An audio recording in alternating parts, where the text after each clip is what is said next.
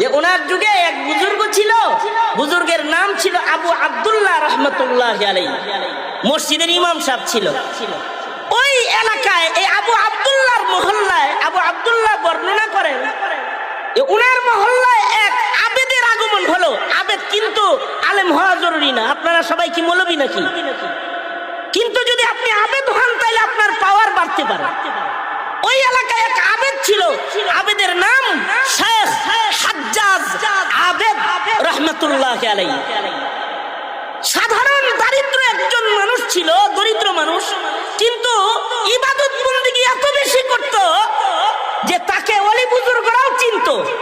কারণ রতনে রতন চিনে, চোরে চিনে। কি রতনে রতন চিনে, চোরে চিনে চোর। লোকটা আবেদ হিসাবে, লোকটা তো বুজুর্গ, একে বুজুর্গরাও চিনত।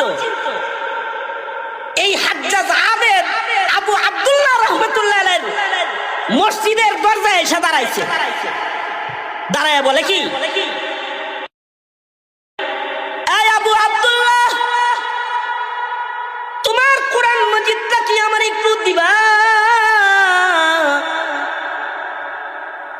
তোমার কোরআনটা আমি এক বেলার জন্য তোমার কাছে চাই। আবু আব্দুল্লাহ বলে, ইবনুল জাওজি বলেন, আবু আব্দুল্লাহ বলে সিফাতুস সাফওয়া কিতাবের ভিতরে ইবনুল জাওজি রাহমাতুল্লাহ আলাইহি এনেছেন।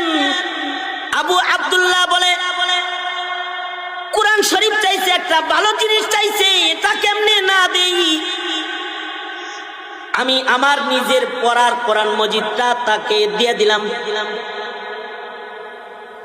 আমার নিজের কোরআন শরীফটাই তারে দিয়ে দিলাম। সে চলে গেল, তার একটা হুজরা আছে, ঝুপড়ি ঘর, ওখানে গেল গা। কিন্তু আশ্চর্য, আসরের আজান হলো, আবেদ ইবাদত করতে আসে না, হাজ্জাজ মসজিদে আসে না। মাগরিবের আজান হয়ে গেল, সে মসজিদে আসে না। এশার আজান হয়ে গেল, আমরা নামাজ পড়লাম, কিন্তু হাজ্জাজ আবেদ রহমতুল্লাহি আলাইহি মসজিদে আসতেছে না। উনি বলে আমি সন্দেহে পড়ে গেলাম যে একটা নিয়মিত 5 বেলা মসজিদে এসে নামাজ পড়নেওয়ালা আবেদ মানুষ কিনলে গিয়া 3 ওয়াক্ত হয়ে গেল, আসে না। সন্দেহ করে আমি তার ঘরে এশার নামাজের পরে চলে গেলাম, তাকে দেখতে গেলাম। আবু আব্দুল্লাহ বলে ঘরের দরজায় দাঁড়ায় দেখি, সালাম দিই, কোনো আওয়াজ ভেতর থেকে আসে না। দরজা খুলে বাতি লাগায় আলো জ্বালায় দেখি আল্লাহর বান্দা নাই, অর্থাৎ তার ইন্তেকাল হয়েছে। কিন্তু ইন্তেকালের পরে চিত্রটা এত সুন্দর, আমার কাছ থেকে যে আল্লাহর কোরআনটা চায়া লই আইছে, বাচ্চা যেমন তার মাকে বুকের ভেতরে জড়ায় ধরে ঘুমায় যায়, আমার কাছ থেকে চেয়ে আনা আল্লাহর কোরআনের মুসহাফ, আল্লাহর কোরআনকে বুকের মধ্যে জড়ায় ধইরা সে মরে গেছে, আর তার রূহ নাই।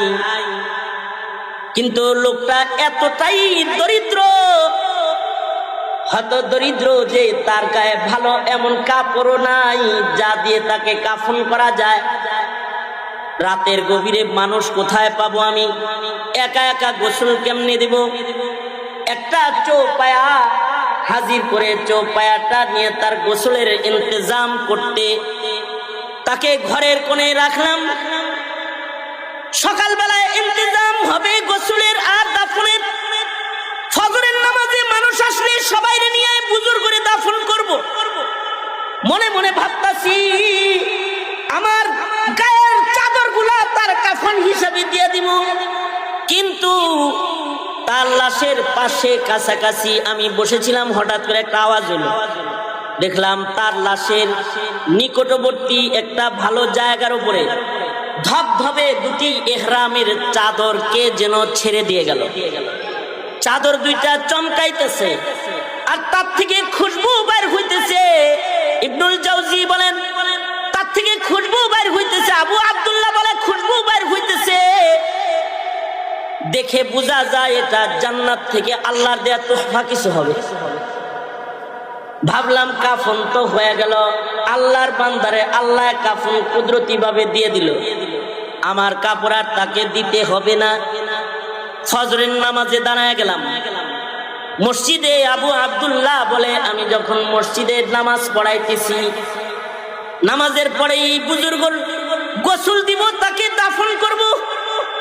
আশ্চর্য, নামাজ শেষ করলাম, নামাজ শেষ করে পেছনের দিকে তাকায় দেখি অন্যান্য দিন যে পরিমাণ মানুষ ফজরের নামাজে হয় অতটুকুন মানুষ না, বহু মানুষ আজকে ফজরের নামাজে আমার পেছনে হাজির হয়েছে। আশ্চর্য বিষয় হলো, জমানার 4 জন বড় বুজুর্গ দেখি। আবু আব্দুল্লাহ বলে, দেখি 4 জন ওলি আমার পেছনে নামাজ পড়তেছে, তার ভেতরে একজন হলো মালিক ইবনে দিনার রহমাতুল্লাহি আলাইহি, আরেকজন হলো সালেহ বুনানি রহমাতুল্লাহি আলাইহি, হাবিবে ফারসি রহমাতুল্লাহি আলাইহি। এরকম আরো এক বুজুর্গ সহকারে মুররি রহমাতুল্লাহি আলাইহি, 4 বড় বুজুর্গ আমার পেছনে নামাজ পড়তেছে। আমি তাদেরকে বললাম, আপনারা কোত্থেকে আইলেন, কি জন্য আইলেন? দেখলাম নামাজ পড়তেছে এবং তাদের সবার হাতে এক সেট করে কাফনের কাপড় আছে। জিজ্ঞাসা করলাম, আপনারা কেন আসছেন? আজকে যখন ঘুমাইছিলাম মাঝরাতে স্বপ্নে দেখি আল্লাহর পক্ষ থেকে এলান হচ্ছে, আমার একটা পেয়ারা হাজ্জাজ আবেদ, যাকে আমরাও চিনি, সে ইন্তেকাল করেছে তোমার মহল্লায়। ফজরের পরে তার গোসলের জিম্মা আমাদের, কাফন দেওয়ার জিম্মা আমাদের, তাই আইছি। মালিক ইবনে দিনার কিন্তু সাধারণ মানুষ না।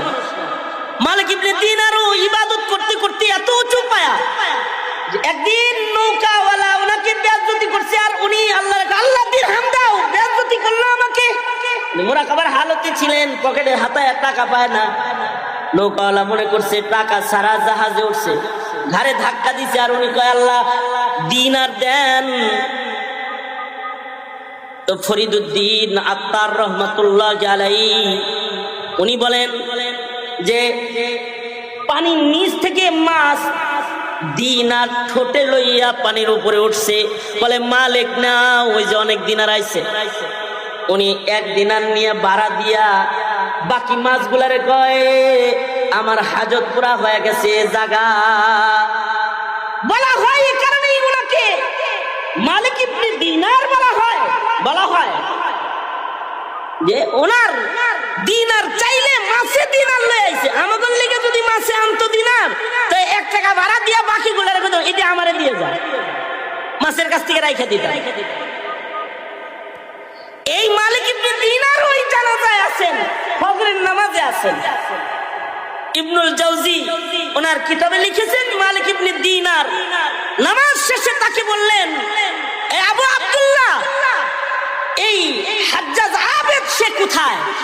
এই আলেম না কিন্তু, সাধারণ গ্রামের পাবলিক একজন আবেদ, নিজেকে আল্লাহর কাছে প্রিয় বানাইতে ইবাদত লাগে। জনতার কাছে টাকা দিয়ে প্রিয় হওয়া যায়, পাবলিকের কাছে সুন্দর করে কথা বললেও প্রিয় হওয়া যায়, ভালো করে গান গাইলেও প্রিয় হওয়া যায়, ব্যাট পিটাইলেও প্রিয় হওয়া যায়, ভালো করে বল করলেও প্রিয় হওয়া যায়। আল্লাহর কাছে ইবাদত দিয়ে প্রিয় হতে হয়। যদি সে সাধারণ মানুষ হয়, ইবাদতের কারণে সে আল্লাহর প্রিয় হয়ে যায়। হাজ্জাজ আবেদ সাধারণ মানুষ, কিন্তু আল্লাহর কাছে এত প্রিয় যে তার জানাজায় আল্লাহর পেয়ারারা আসছে। ওই ইমাম বুখারীর মতন, ইমাম বুখারীর ইন্তেকালের পরে আল্লাহর রাসূল নিজে জমানার মুহাদ্দিসদেরকে স্বপ্ন যোগে ডাকতেছে আর বলতেছে, এই জানো না আজকে আমার মুহাম্মদ আমার কাছে আইতাছে, আমি ইস্তেকবালে আছি। খবর পায়া বড় বড় মুহাদ্দিসরা ইমাম বুখারীর বাড়িতে আসছে, এসে দেখে ইমাম বুখারীর ইন্তেকাল হয়েছে।